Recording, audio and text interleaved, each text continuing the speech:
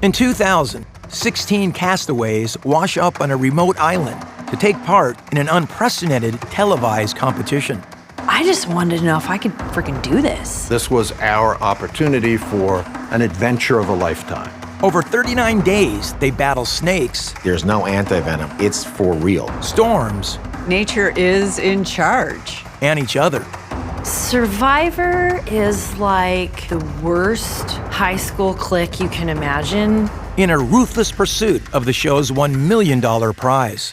The best people don't win Survivor. It's going to be a conniving, shitty win. That's bull. Will you talk to me? No! You're here to win $1 million. Get over it! What was a gamble on an unproven format became the most successful show in reality history. The winner of the first Survivor competition is... The show took the country by storm. That paved the way for its creator to become an industry titan. The only reason this show was successful is because of Mark Burnett. Yeah, Mark's the biggest winner of this whole thing. But the first season of Survivor remains its most controversial. I don't blame producers for influencing. What else could they do? There's coercion. You're putting your thumb on the scale. This is not about money. Mark Burnett manipulated my exit from the show. The tribe has spoken. It also created the world's first reality TV villain, who played the game a little too hard. Richard's a snake. I've been dealing with the consequences for 24 years since, and spent years and years in prison as a result of it.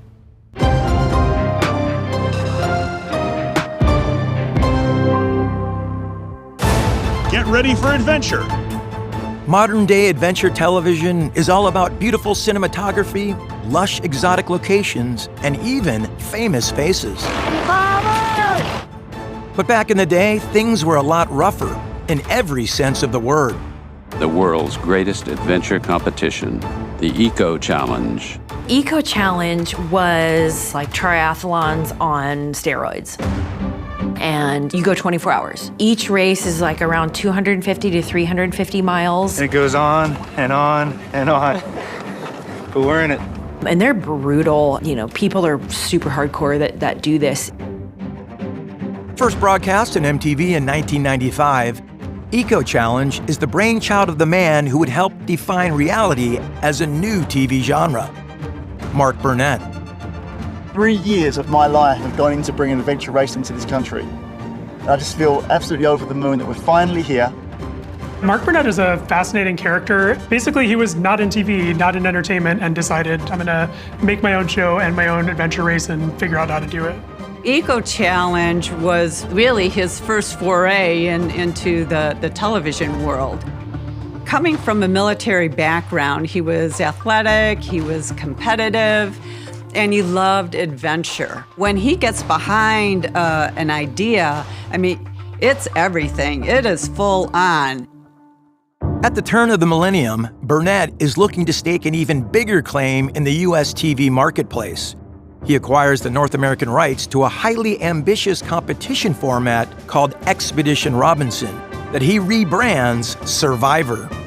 Mark Burnett pitched Survivor to every American broadcast network. They all rejected him. And I think it was just because no one could conceive of this kind of program at that time. Burnett's idea to maroon a group of people on a remote island is initially deemed too risky and too expensive. And not only had I pitched everybody, I'd got a no from CBS. So I was really bummed. Being the tenacious producer that he is, he turns to an age-old solution. Mark took inspiration from the early days of television where shows would be sponsored. What if we found a series of sponsors who bought into not only some commercial on the show, but the associative marketing values? And we could even drop in products.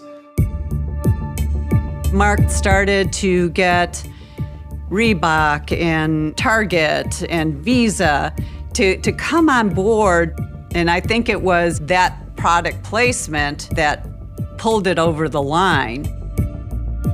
And then I went back in to CBS, who'd already said no and got a yes. No doesn't actually mean no. It's still a gamble, but with advertisers already on board, CBS gives Burnett the green light. Now all he needs is a cast.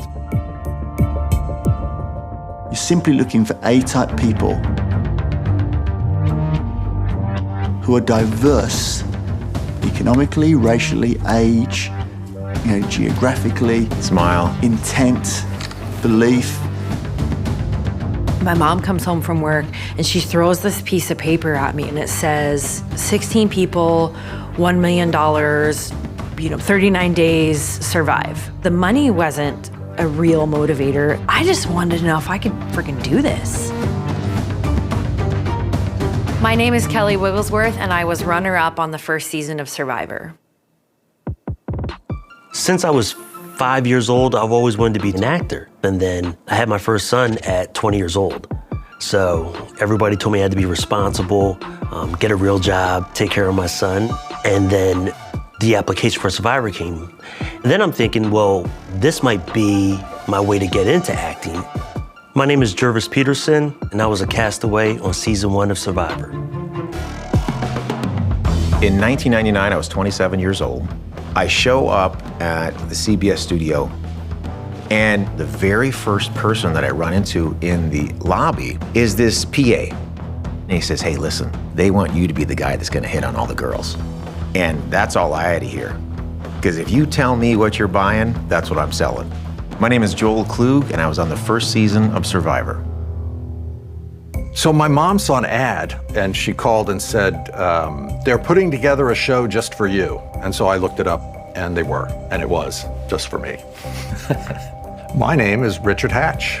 I am the original winner of Survivor, season 1. I grew up on food stamps. We were made fun of. The whole purpose of my interest in the game was the money. The $1 million cash prize draws thousands of applicants. To narrow the field, Mark Burnett has those with potential undergo perhaps the most rigorous selection process ever devised. It was 10 days of psychological tests, physicals, and interviews. That was pretty intense. You're sequestered the whole time. You're at the hotel, so you can't speak to anybody. They'd come bursting in your room at 2 a.m, lights, camera, hey, wake up, what are you doing, da-da-da, and then like sit you down and ask you all these questions, and that would happen rather frequently. You're an idiot if you think you can predict behavior that you see in a casting air-conditioned room in Los Angeles to what may happen in a jungle. And how do they know what it's going to be like to suffer in like 100-degree heat, 100-degree humidity? They don't know. How would they know? 16 contestants survived Burnett's military-style assessments. All that's left to do is put pen to paper on their contracts. Here, sign this. And there are all these places to sign, and it's a huge document, but couldn't have given a crap less. Couldn't have signed it faster. When I got the phone call that I made the show, it was the best feeling ever. And then it was the biggest panic attack I could ever have because I'm like, it's real now. It takes more than 2 days for the cast to fly to the island of Borneo in the South China Sea. Hey, we've landed. Looks like me. Then there's a 65-mile drive to a remote pier where they board a boat for the final leg of their journey. They stop the boat a few miles off of this island in the South China Sea, and Mark comes out and he says, that's your new home. You guys are gonna have to get yourselves there. I'm like, holy shit, are they gonna throw us off this boat? Are we gonna do it? Where's our box? You are witnessing 16 Americans begin an adventure that will forever change their life. Giving the cast their marching orders is Jeff Probst. Far from being a household name, his biggest role to date is VH1's Rock and Roll Jeopardy. For the next 39 days, they'll be marooned, left to fend for themselves, no creature comfort. The primary reason why he was cast was he was the one-take wonder. They were really concerned with somebody to step up, deliver the line, and go. 16 strangers forced to band together, carve out a new existence, totally accountable for their actions. They must learn to adapt or they're voted off. In the end, only one will remain and will leave the island with $1 million in cash as their reward. And it's just chaos. Chaos. Almost there, bro. Hang in. And then we finally get to the island, and I'm so happy to have my feet on solid ground. And I just do the biggest. The relief is short-lived. Production divides the cast into two tribes, Tagi and Pagong. Should we, talk for a little bit? Or should we start moving stuff up? And they immediately set up the camp they'll be living in for the next 6 weeks. I have no survival skills whatsoever. I'm a suburb kid. It was by far the most hostile environment I've ever seen. And I've been in a bunch of jungles since then. Nothing is as bad as Borneo. Ta-da! This is your guide to island living. They essentially just handed this to me and was like, here you go. There's, basically 2 things in here you can eat and everything else will kill you.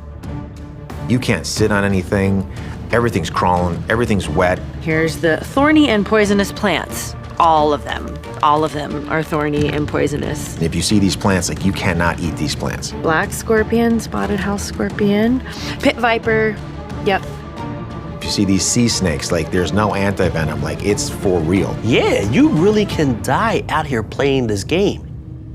As the sun sets on day 1, all the exhausted contestants want is some rest. We're sleeping, and I hear this squeal in my ear, and I sit up, and all I see is dark shadows shooting from this raft. It's rats.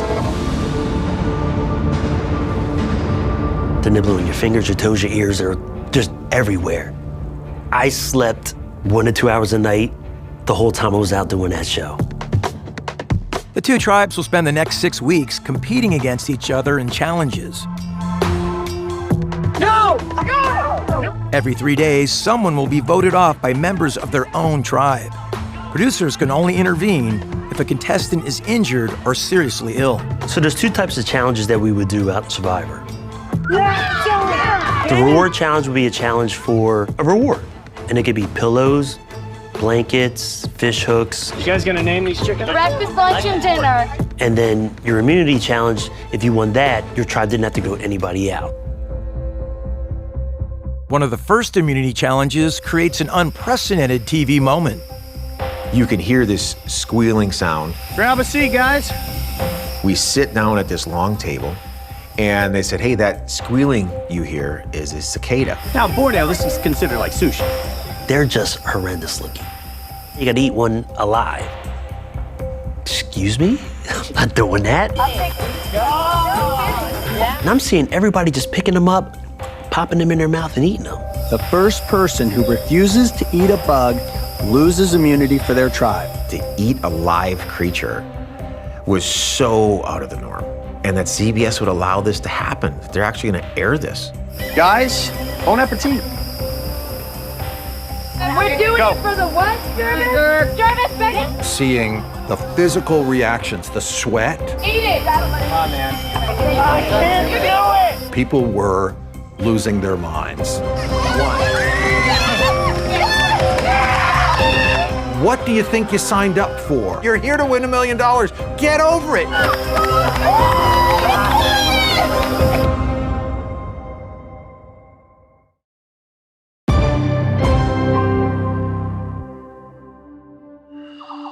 It's the end of the first week of Survivor Season 1. Baby, I need to have you grab your torch and bring it to me. And already, 2 of the castaways have been voted off the island. Baby, the tribe has spoken. It's time for you to go. All right, goodbye. As the original group of 16 starts to shrink, conditions for those who remain get more challenging by the day. I'm hungry. I think we're all pretty hungry.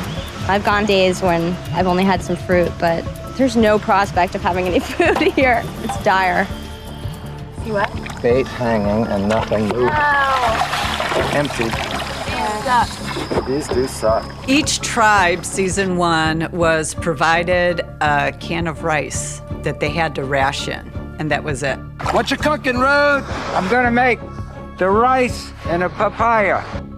They had to find stuff that they could forage for in the jungle, or they had to catch fish in the water. There's really not a whole hell of a lot to survive on. There were types of wild boar and bird and things like that, but we weren't allowed to kill anything because everything was protected.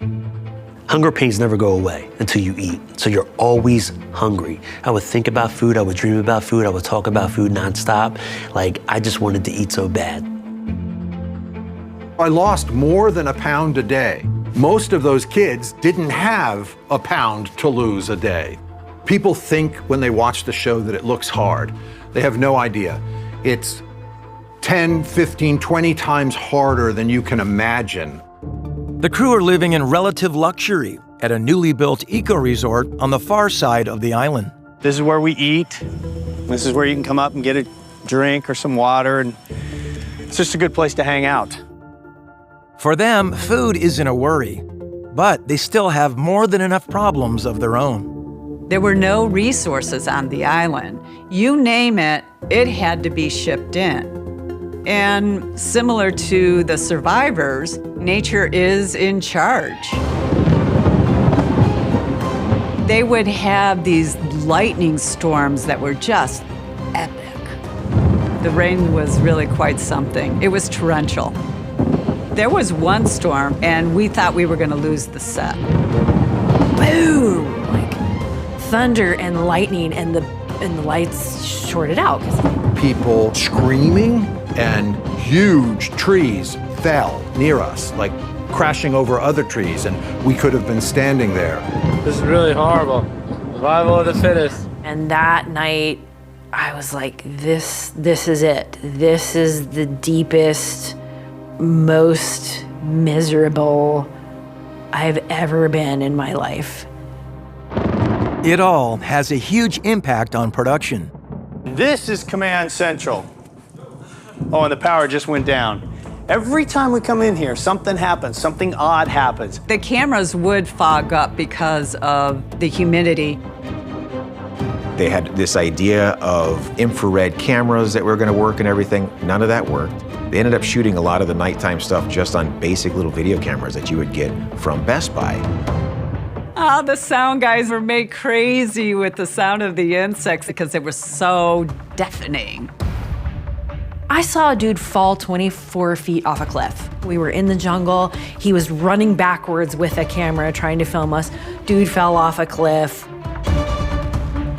He was fine, but I mean, people busted their ass.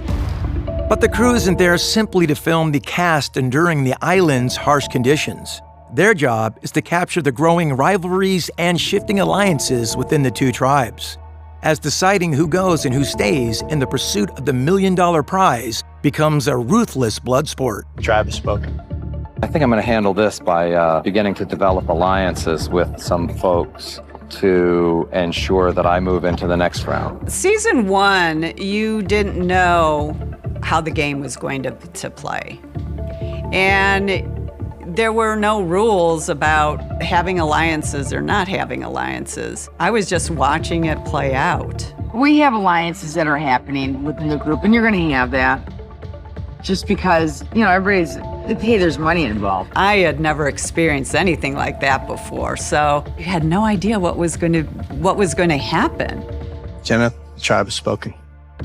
We really could control our fate if we stick together. Survivor is like trying to survive the worst high school clique you can imagine in the woods. It's just a game. This is not real life.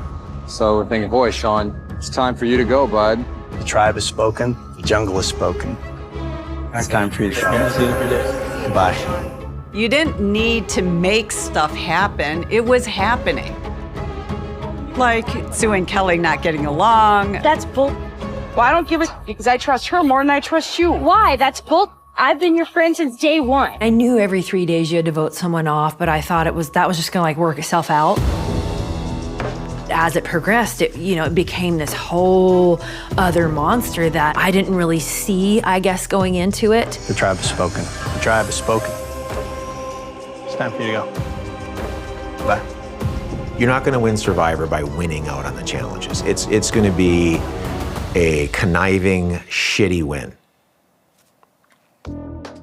Through round after cutthroat round, one player starts to emerge as the most calculating of them all. But I think until the next segment, the three of us can work together really well. I trust you completely. Yeah, I think we can trust the three of our votes. Richard came to the island and had game face on from day one. I think I'm in control of who's being voted off. And I think that's all that matters to me. Rich, I mean, this guy he's strong. He's smart. The guy surprises me. You know, he's fat, but he's good. Richard was, the puppet master, and he was really good at it. You're the only one I've been able to trust from the beginning. And you can right to the end. Right. Rich was just a Machiavellian person that was doing what he had to do to win. They're not voting me off because I'm not letting them. I felt not just one step ahead, but 10, 20, and that's the game. Whatever it takes to win here is the point. It's a game, and call it Machiavellian, sure. I knew that those people who were in my alliance had to be gotten rid of at some point. So I had to consider, how would I work with them, but how would I get rid of them as well?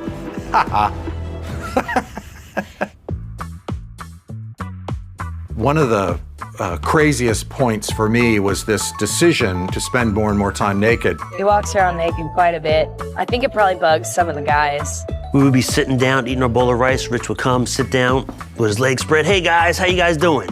And of course, we'd be like, can you just cover your legs, please? Cross your legs or something? He was doing it for a reason, to get under your skin. But more than that, it was game. Is it shock value? I don't know if it's shock value or not. It was strategic. As the competition continues, Mark Burnett must craft a compelling story out of hundreds of hours of footage. But as he burns through his multi-million-dollar budget, rumor has it there's a problem.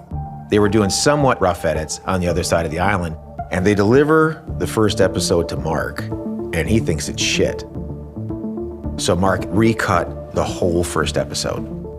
Usually you would not have an executive producer doing the editing. He was responsible for the vision, he was responsible for the execution.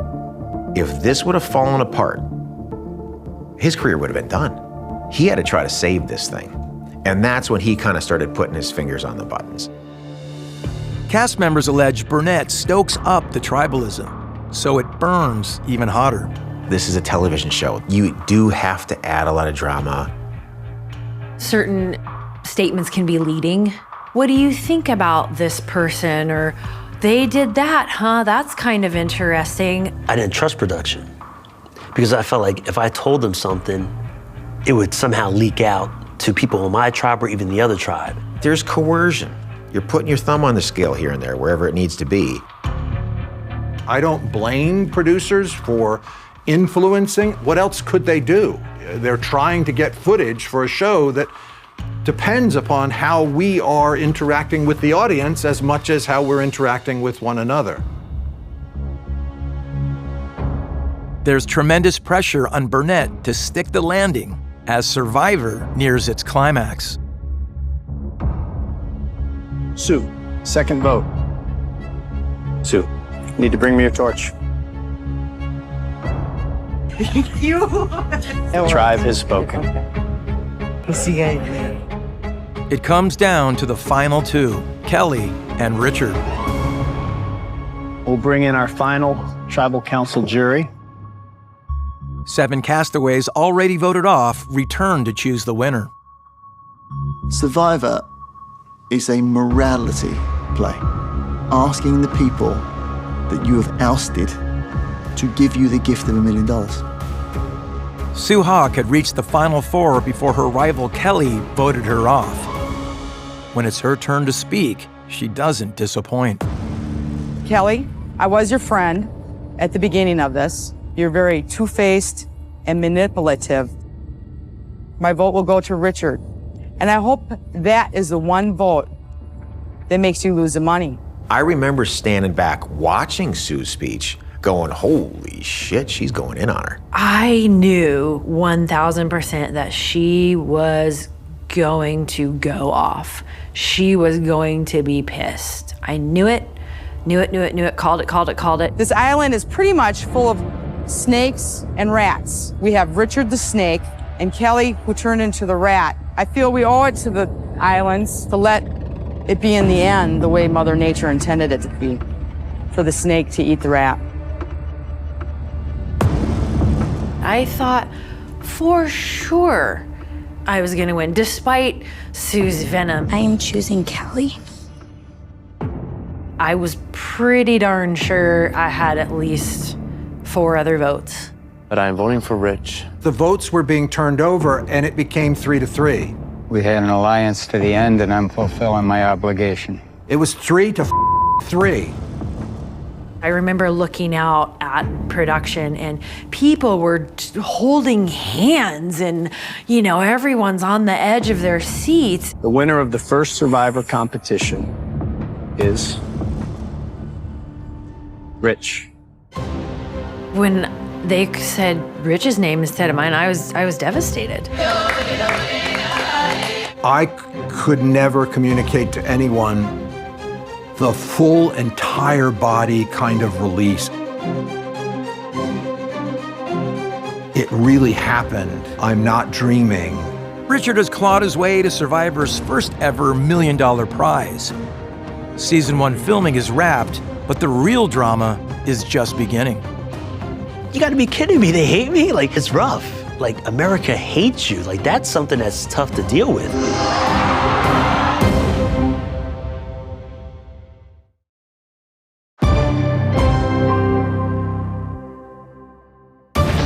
Real castaways, 39 days, $1 million. In the spring of 2000, Survivor Borneo airs. Survivor comes to CBS beginning May 31st. And CBS is about to find out if their faith in Mark Burnett has paid off. The show starts to air, and we're like, wow, this is not what I expected it to be. Mark Burnett always had a big vision of the show. He wanted to have a big launch. I mean, that first episode, well, I had no idea. The show aired and it was an instant hit. This is so much better than I ever thought it was gonna be. From that first episode, I was absolutely entranced just by the music and the gorgeous cinematography, and then these characters who were unlike anybody I'd ever seen in terms of the things they said and the way they were acting. Rich is naked. Is he naked? So all of that was just so shocking and new. It looked amazing. Americans gonna watch this. They're gonna watch me. And it was just this phenomenon, literally, that nobody had ever seen before. And then after that first episode aired, I remember some CBS executives coming up to us saying, congratulations, you're part of history. 15 million watched the first episode. The kind of audience that usually tunes in for live sports. None of us knew that it was going to create the sensation that it did. The finale had 51.7 million viewers. The winner of the first Survivor competition is Rich. I mean, who gets those kind of numbers other than the Super Bowl? It's uncharted territory for the cast, who go from complete unknowns to Hollywood celebrities overnight. You can't buy the opportunities that fame gives you.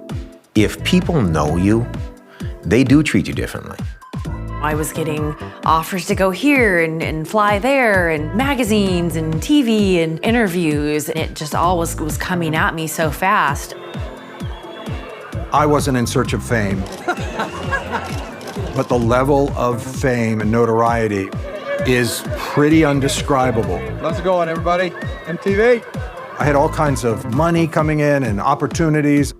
I was cast on Baywatch and Nash Bridges. It's not real original, but it works. You name it, we were doing it. The list goes on and on and on. We were in demand, and people cannot get enough of us. But the thrilling rush of fame doesn't last, as the cast must deal with portrayals ranging from unflattering to outright offensive. You know, I was portrayed as a chauvinist. Towards us ladies, he seems to be pretty condescending. We just couldn't understand it without Joel. And, you know, it wasn't received very well. Let's just try it like this first. I know that gaming tape is going to be pretty harsh.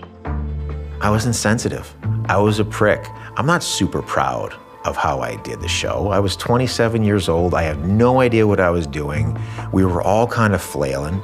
I'm not proud at all about how I did. I haven't done a thing out here since I've been here, it seems like. And that's cool. I was dubbed the lazy guy. I'm fitting every negative stereotype about a black man there is right now. And it doesn't look good. I have yet to cook anything. I didn't see that until they actually showed it on TV. But no one becomes as hated by viewers as Survivor's Machiavellian mastermind. Rich shouldn't have won. Rich was a snake. It's not fair that Rich won. You know what I mean? It's unfair that Alliances won this game. I don't believe that the show's editing made me a villain.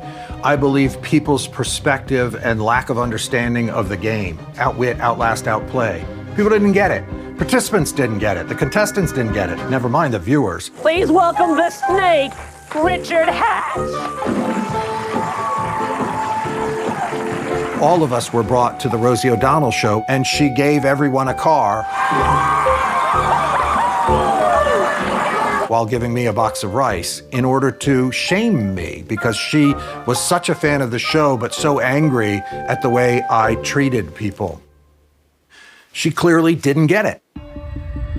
The backlash then takes a disturbing turn when it starts to target Richard's sexuality. Richard was gay. I mean, that was kind of a big deal in 2000 to talk about that on national television. Me and Richard got to be pretty good friends. Not in a homosexual way, that's for sure.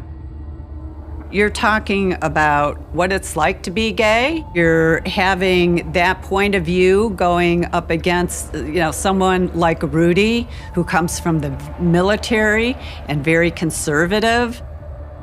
I hadn't really understood, call me naive, which doesn't really fit my branding, but it's true, how I might be perceived and how that perception of that many American viewers might influence my life negatively.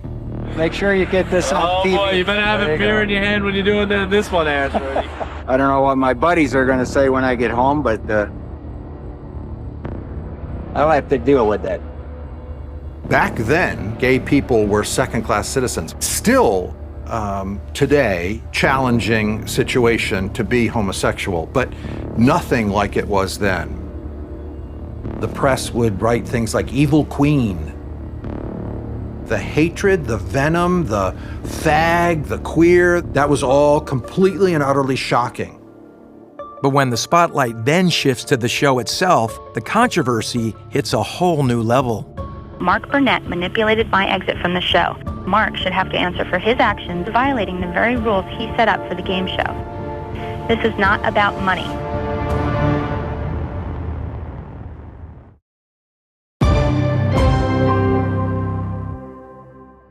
I thought it was a done deal that Rudy would be the next one off, but it could be me. I don't know. In February 2001, Season 1 castaway Stacy Stillman goes public with a lawsuit, claiming Mark Burnett denied her a fair chance of winning the $1 million prize. Stacy, the weather has spoken, and the tribe has spoken. Okay. It's time for you to go. This is Stacy Stillman. If you are a CBS affiliate or in any way affiliated with CBS, I will not be able to return your call as you are a party to this lawsuit. Thank you. Stacy Stillman alleged that Mark Burnett suggested to other players that they vote her off and keep Rudy around because he would make better television. Mark Burnett puts on contests for money. After that, he cuts it together to make it dramatic.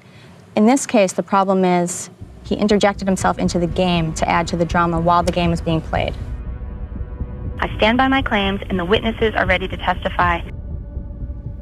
What's interesting about Stacy Stillman's claims is that they're actually backed up by another cast member, Dirk, who in a deposition said that Mark Burnett did come up to him and suggest maybe vote off Stacy, maybe keep Rudy around. Dirk came to me and gave me this information. I in no way sought it at all. And numerous times he said to me, I regret voting against you. Mark Burnett came up to me and told me that the future contests would be more physical in nature, and specifically said, why don't you think of forming an alliance to get rid of Stacy and keep, say, Rudy, who'd be more helpful in the challenges. Dirk was a big part of Stacy's case, and I've been asked about that a lot of times. What do you think about what Dirk said? I said, I know Dirk's an honest person. That's all I can say. Burnett countersues Stillman for defamation, and her lawsuit is eventually settled out of court for an undisclosed amount. Nothing was allowed to be staged. Every contest was won fair and square, and there was no retakes or setups to have people say things we wanted them to say. We were not allowed to impact a contestant's game. Never did anything to sway a contestant one way or the other. We have not learned what happened from it. As so many things in Hollywood do, it kind of disappeared and went away. Oh, I think the show and CBS probably settled with Stacy because they didn't want to take the chance of there being more depositions and more public controversy about what did and didn't happen behind the scenes. What have you done with the million so far? Do you get it in one lump sum? I did get it in one lump sum. Did they take the tax out before they the game? They did not take the tax out. It's in the bank. Earning money. Yeah, okay. But public controversy about what happened behind the scenes is about to become part of Season 1's defining legacy. When in 2005, its most infamous cast member becomes embroiled in a scandal that makes international headlines. The first Survivor winner, Richard Hatch, remember him? Well, now he's getting attention for another reason: tax evasion. Hatch didn't tell the IRS about some money he's made since being on Survivor, and he didn't tell them, apparently, about the $1 million he won on the program. And the amount of money that Mr. Hatch has been alleged to have evaded is quite large. So this is a very serious matter. The immediate reaction to hearing that Richard Hatch is in trouble for not reporting his Survivor winnings on Survivor is like, what the It's especially hard to gel with the fact that like Richard Hatch seems like a really smart and together guy. That just doesn't make any sense at all. The IRS claimed I owed $300,000 that I attempted to evade paying. None of that's true. I didn't owe that much money, and I never attempted to evade it. Among several defenses Richard offers up in court, one comes right out of the Survivor playbook, implicating the show's creator in a conspiracy. When I caught them cheating, there's a line for me that was crossed. I was laying by the fire, and the producer handed food to Kelly, and I watched it happen. He threw a power bar on the ground, like right at my feet, and Richard saw it. I think it was a power bar, but if you're talking about that calorie deficit, that's enough to make you really, kick some ass. So then Richard raises up a big stink to, Mark Burnett and the other producers, and then he starts claiming that, people are leaving me food everywhere. And I explained to him that I caught producers cheating and that she'd been eating, etc. It's all a bullshit game. And supposedly, at this point, is when Mark said to Richard, hey, if you hold this shit together and you end up winning this thing, I'll pay your taxes.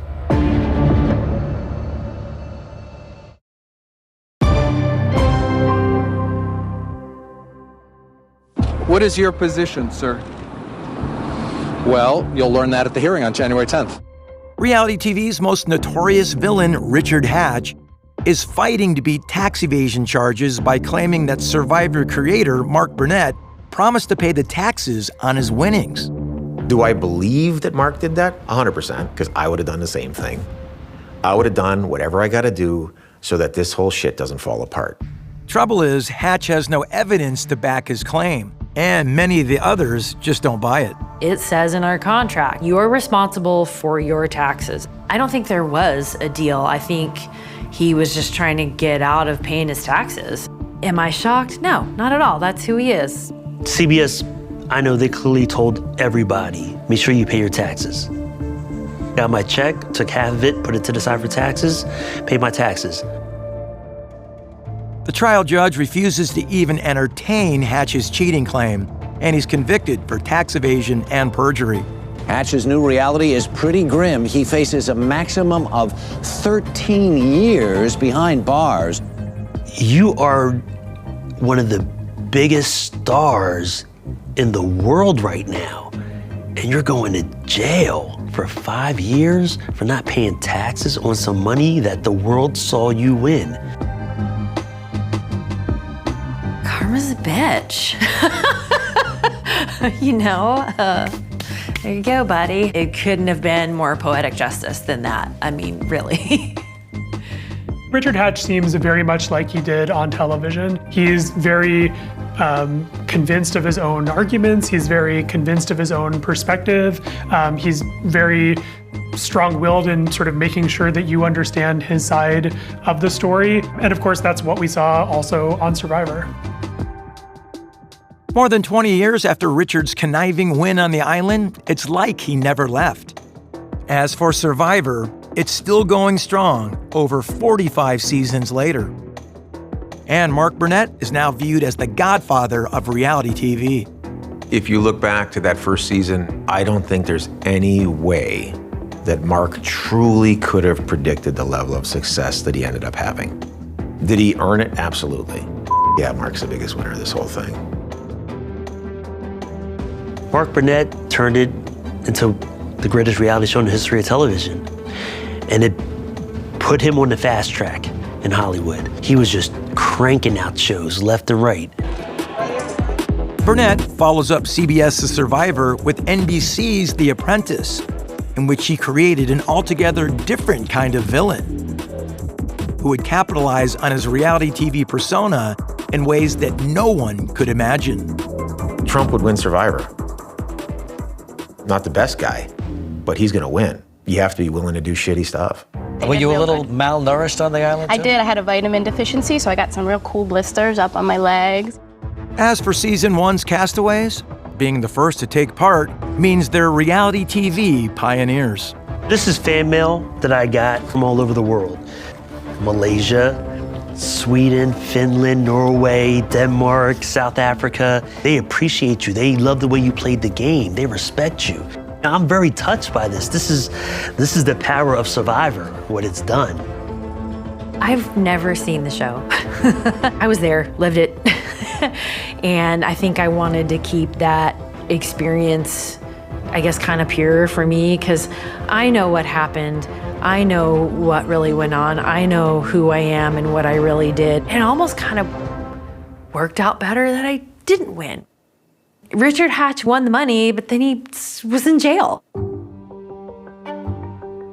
So why do I do reality TV still? You know, it's money. It is also the same drive that I had initially. I was drawn to the genre of reality television because it's an environment in which I can explore who we are and I can learn about the way in which we interact. Come on, step by step, buddy. Dig, Richard, dig! So I still get fulfilled from that interaction while earning a paycheck. Can do anything a man can do. We all went through this crazy experience together. The best way I can put it is we went through like a hostage situation together. And there's something that ties us together. We changed the landscape of television. That's a huge thing. All these reality shows that people love, that's because of us.